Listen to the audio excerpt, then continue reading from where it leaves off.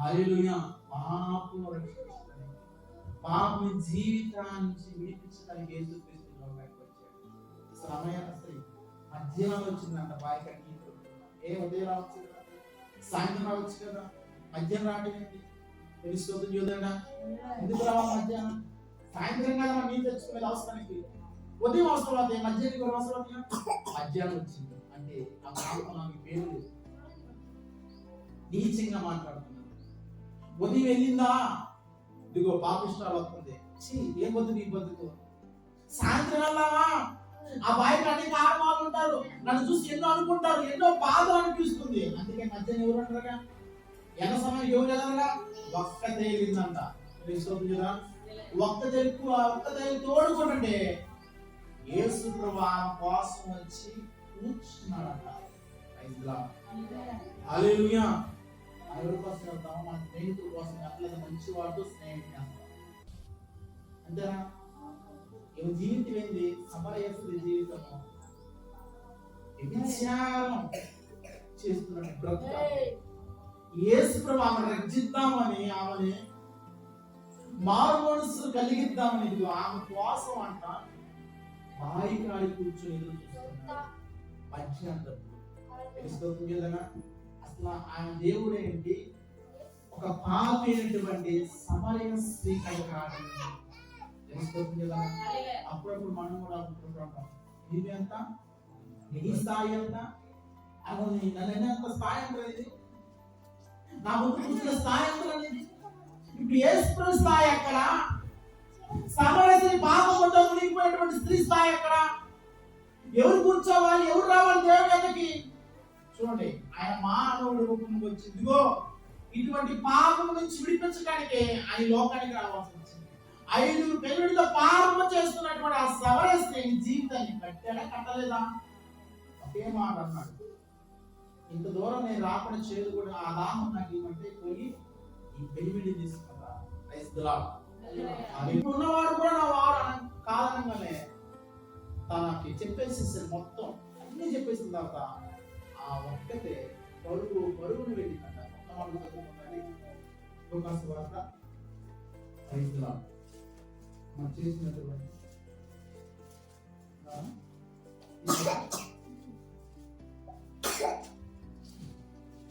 లూకాసు వార్త 39వ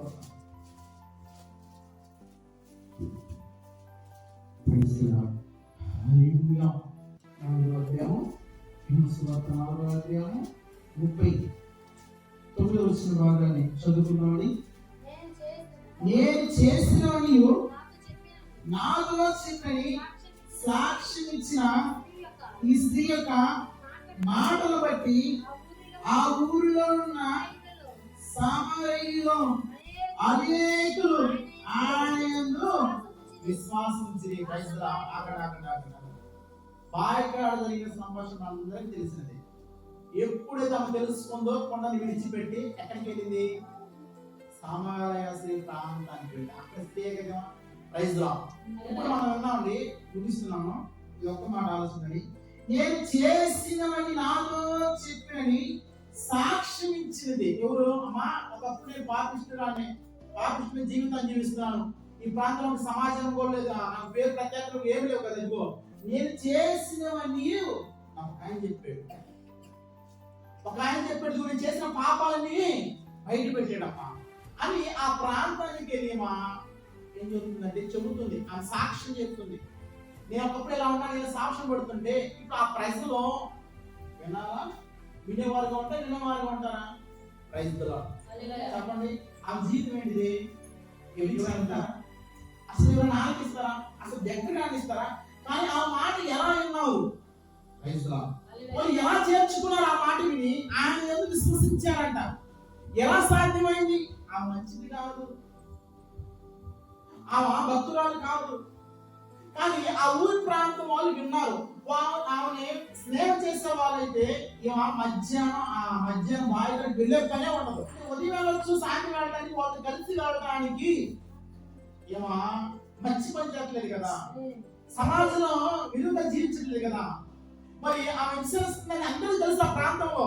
అందుకని ఆ మధ్యాహ్నం పోవాల్సి వచ్చింది, లేకపోతే ఈమె కూడా ఉదయం సాయంత్రం పోయి తెచ్చుకోవచ్చు. ఇప్పుడు అలాంటిది యేసు ప్రభుతో మాట్లాడింది అలా పెట్టి ప్రైజ్ లార్డ్. ఇప్పుడు ఆ ఊరికి వెళ్ళి సాక్ష్యం చెప్తుంది ప్రైజ్ లార్డ్. ఇప్పుడు ఆ ఊరు వాళ్ళు మొత్తం కూడా ఆయనను విశ్వసించి ఎంతో పశ్చాత్తాపడింది, ఎంతో వేడ్చుంది, గుండెగా బాదుకొని ఉండింది. విలువలే నా జీవితాన్ని కట్టాడు యేసయ్య అని ఆ ఊరి ప్రాంతంలో వస్తే అందరూ కూడా విని విశ్వసించాడు. ఎవరు వెలిగించాడు యేసయ్య చెప్పాలా? హల్లెలూయా, స్తోత్రం చెప్పాలా? ఎవరు వెలిగించాడు? సమరయ స్త్రీ జీవితాన్ని వెలిగించాడు. ఈ వెలిగించబడినటువంటి సమరయ స్త్రీ ఆయన ఎవరు మామ? ఆయన నక్షత్రం. ఆయన నక్షత్రమైన మనము ఇదిగో ఏమైనా వెలిగించాడు ఈ సమరయ స్త్రీని. తన గ్రామానికి తన ప్రాంతానికి వెళ్ళి